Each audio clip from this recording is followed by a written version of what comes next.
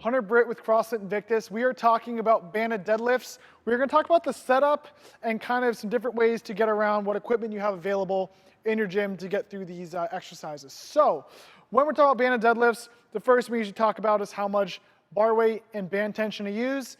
In your program, it will say the bar weight. So that is the percentage off your 1 rep max. So that's pretty easy to calculate, just like you do in all your lifts. When it comes to band tension, to measure that, what you're going to go ahead and do is set up your bands, and then you're going to have to kind of do a guessing game. If you have a scale, you can just hold one side of the band.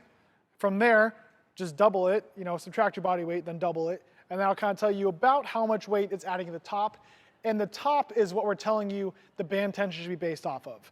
The bottom is all relatively similar, so at the top is what we really care about. So that's what you guys are figuring out. When it comes to figuring out band tension, you're going to have to play around a little bit too sometimes. So like for example here, I didn't measure this, but this is kind of show you a little bit of what you might have to do. Here, it took a single red band and then a double blue band. So you're going to have to figure that out a bit. If you're having an issue with your bands not being the same tension from side to side, if you have an extra set of bands that you can get brand new, then just tie them together and only use them for banded stuff where they get stretched the same distance every time, that's ideal. But obviously that takes some extra equipment, some extra money to get that going. So not necessary. It might just take a little bit extra playing around to get this nice and even. Next, this is my favorite setup.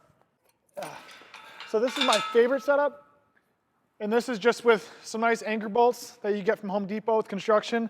They're about 250, 350 each, and you'll need 4 of them. They can slide right into the rig. I think it's 5/8 diameter on the anchor bolts.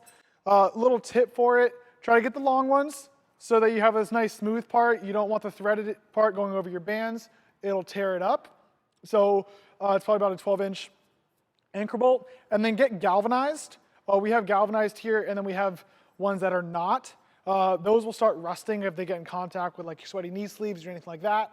So that's just a little tip to hopefully not get everything all dirty.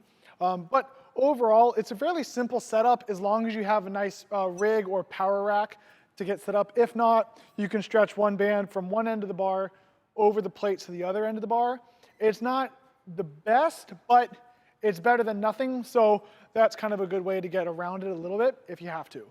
So I hope that helps simplify a little bit of the setup, how to do a little bit of the math, and where to pick up some equipment to get the setup in your gym if you don't know how to do that. So hope you enjoyed the video and have some fun training.